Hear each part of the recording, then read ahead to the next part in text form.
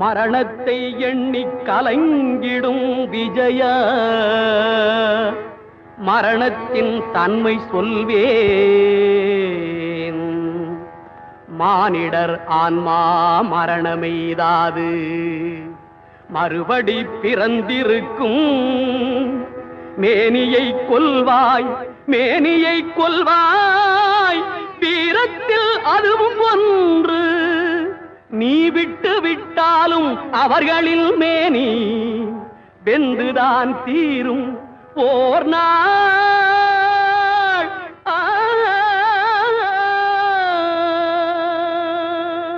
என்னை அறிந்தாய் எல்லா உயிரும் எனதென்றும் அறிந்து கொண்டாய்.